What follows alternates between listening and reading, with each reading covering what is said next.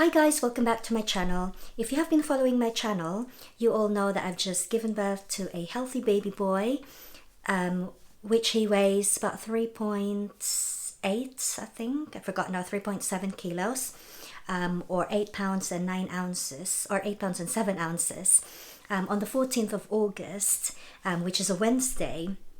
Now, on that day, I didn't really vlog live the whole day. I've just had few clips because I just feel like I was so much in pain and I couldn't really think about vlogging on the day that you want to give birth on a baby. Anyway, so I've given birth on the 14th of August, which is a Wednesday, and 2 days before that, Monday, I've already experiencing some contractions on an early morning. I think it was about 5 a.m. on a Monday morning. So I was having this contraction and I thought to myself, I don't really know what time the hospital opens. You may or may not know, we've just moved from the UK here in Norway. So I don't really know how the hospital works here. Everything is so new to me. I just feel like I am a new mother again. Well, I am a new mother, but it's just so much different experience from my first child, which I've given birth in the UK. So on that Monday, I was feeling this contraction and I thought to myself, I don't know if the hospital is open, so I think I'm gonna wait until the morning, maybe around 8 o'clock, and see how I get on, see if the contraction progress, etc. Because based on my previous experience, even if you're having a contraction, you don't really necessarily need to go to the hospital straight away.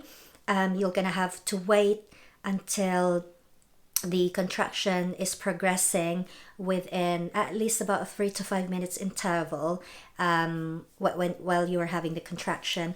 So on that Monday morning, I've waited until about 8 o'clock, 9 o'clock, and then I called the hospital because at 9 o'clock the contraction stops. Like it was all gone. Like I can't feel any pain whatsoever at around 9 o'clock, 10 o'clock. So I called the hospital and just explained to them what's happened and see if they want to see me still. Maybe they can check and see what's happening with me, where I'm at in my pregnancy now, or is it going to come back again, or I don't know, just because they're the experts. So I thought I'll call the hospital anyway. So I've called them and they want to see me. So I went to the hospital on a Monday, and then I was talking to the midwife and she was telling me that I can just go home and wait until the contraction starts again, and then basically they're just gonna check on me again if the contractions comes back and if anything happens as well, like if I broke my water, things like that, because on that day my water is still intact, and I feel fine. I feel like I'm just pregnant, and that week as well is already my 41 weeks of being pregnant, so I'm already overdue. So 2 days after, which is the 14th of August, Wednesday, I had another contraction, which is about 6 in the morning, and the contraction was a bit it's really intense. I can feel it because it really woke me up. And I thought to myself, maybe this is another false contraction or false labor. Maybe I don't really need to call the hospital. So I've waited, and then it keeps getting stronger and stronger. So I started timing it on my phone, and it started about intervals of 5 to 10 minutes. And then rest, and then contraction comes back again. So I thought, oh, if I'm gonna call the hospital, they're just gonna tell me to go home again until there's like a proper if I'm already on active labor. And so I've waited around 8 o'clock, 8:30, and I thought to myself, the contraction is really getting, I can feel it. I've got this gut feel that it's happening, and so I was timing it, and it became about 3 to 5 minutes, and then 2 to 3 minutes. Sometimes there was no rest. It was just constant. So I called them, and then I was telling them what's happened. I just want to call them first because I don't want them to say like go home, you know. I just want to make sure that if I'm going to go to the hospital, I will definitely be staying there. So, but all of our bags are ready. I've already told my husband what's happening, so they are ready. It's just really I was just waiting for a go signal from the doctor to say like, yeah, you can come to the hospital. So I was telling them on the phone like the intervals, because I was writing down all the timings. So I was telling her how long is the interval, and then she told me on the phone, so do you think you're in labor? And I said to her, because I was already in pain as well while I'm on the phone, because every time I speak, I'll be like, right, wait a minute, I'm having this contraction again, and then I'll speak again. And then she asked me this, and I said, that's why I'm calling you. I mean, I think I'm in labor, but I just wanted to make sure I'm calling you, so then, you know, you don't tell me, if you see me, you don't tell me just to go home. And then she laughed on the phone, and she said, yeah, okay. I was like, yeah. So she's told me, yeah, well, we're gonna check on you, just come in. And then she's told me as well on the phone, but we can't guarantee you that blah blah blah. I was like, but come in anyway. It's like, okay, whatever. So we went to the hospital, and the funny thing is, I can still like walk, but it's like I can really feel the pain, but I can still talk, I can do things, I can walk. And so Will, my husband, he said, so how do you want to go to the hospital? Should we just get a taxi? Because sometimes a taxi can take a while as well, or just get a bus. And because our apartment is like in the center, and then the bus stop is like literally a few walks from where we live, and it's so reliable, it's much quicker. And I said, we'll take the bus. Will's got a few clips about that actually. What are you doing? We are in a bus. Going where? Hospital. Why? And I can't believe I'm doing this in the bus. But I said we should take a taxi. What did you say? Bus. Okay. It's a lot cheaper. Okay. So during active labor you will take a bus to the hospital because it's cheaper? Okay. Just want to make sure there's a video of this in case we argue about it in the future. So we took the bus, and I was having contraction in the bus.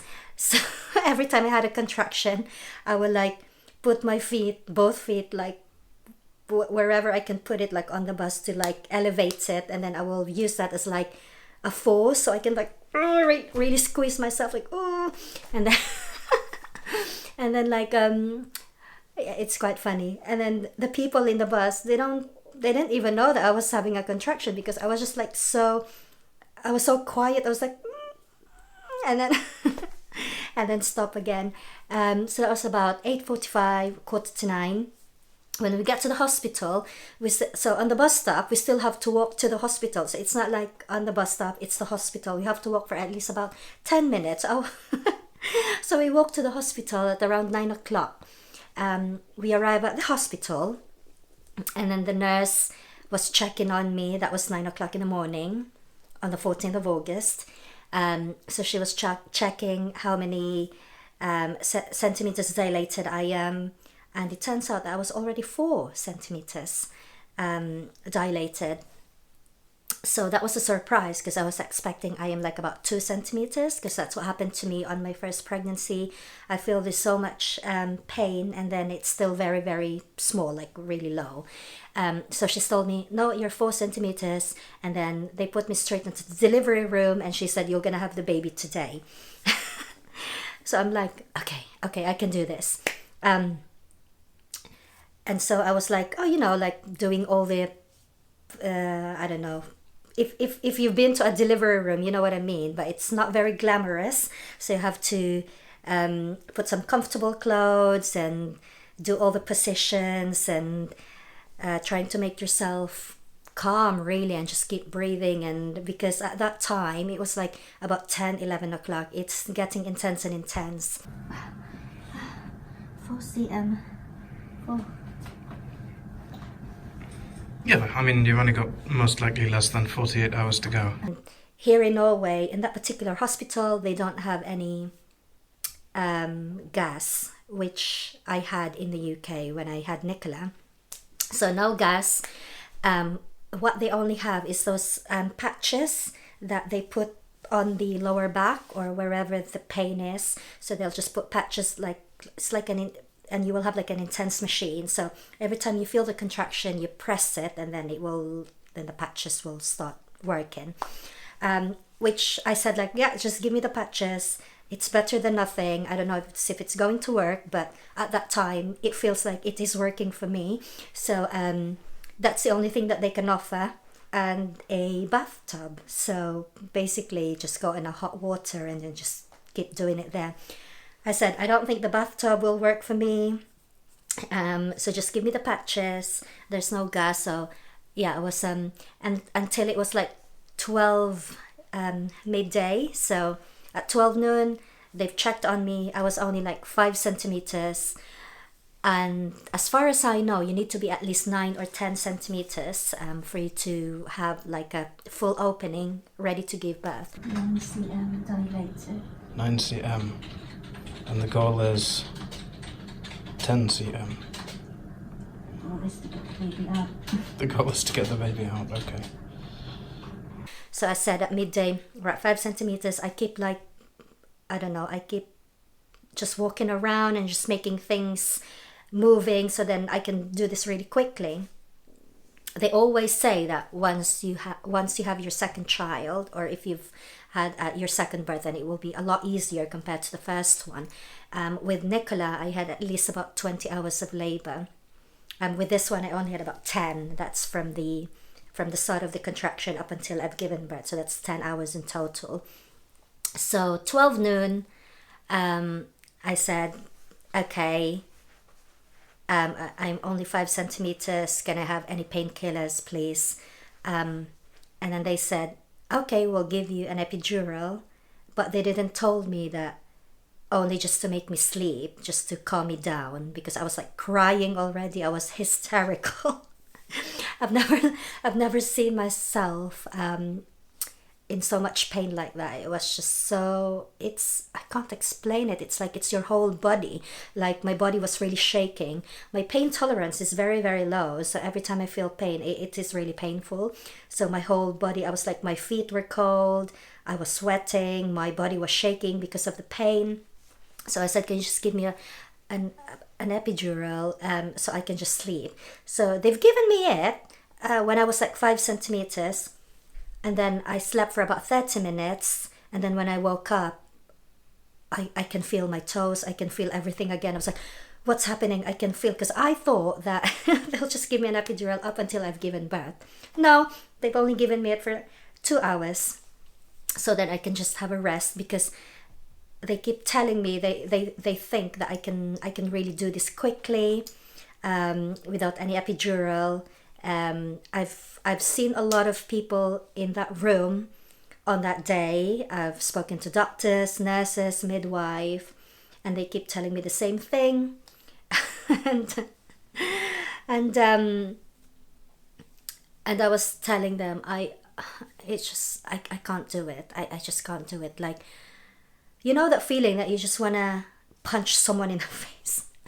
Like, every time I keep begging, I was like begging for my life, like, just please just give me something.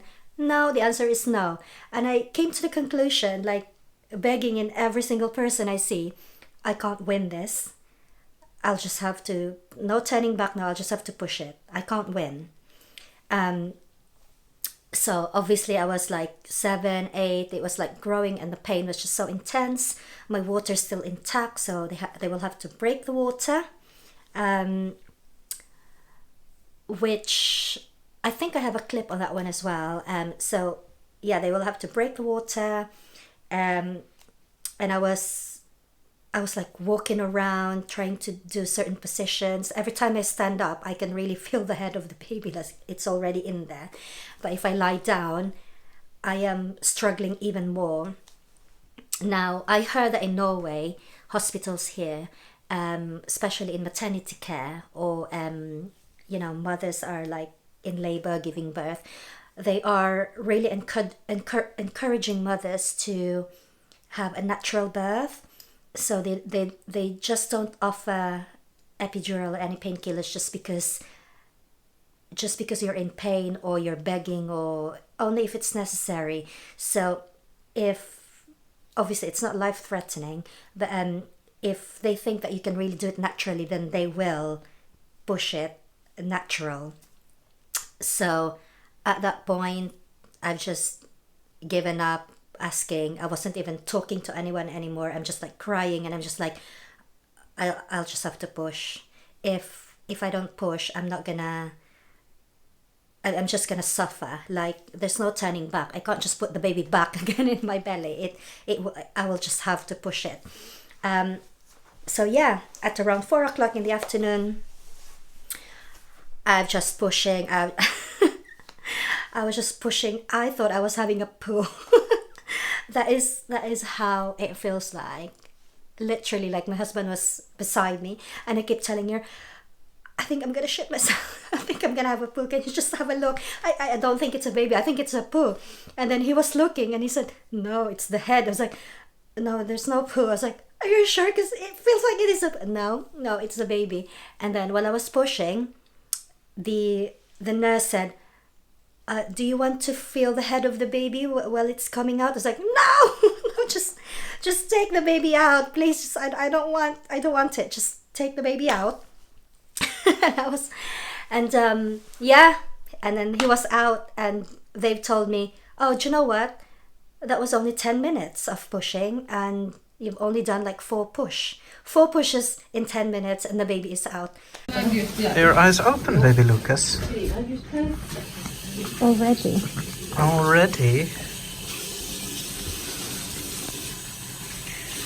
The eyes are open, but he looks very angry.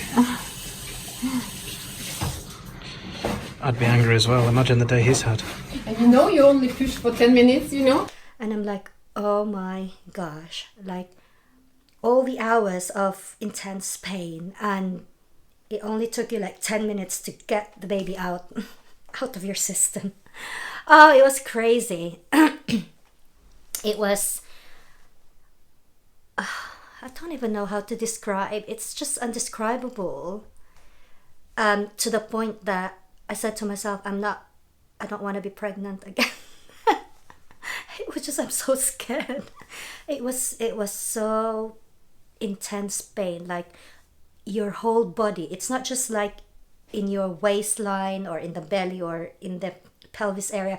It's my whole body was like in so much pain.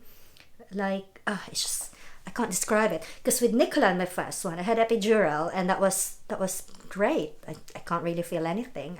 And then she's out. And I thought it would be the same as this one, but no. Okay. So yeah, all natural this time.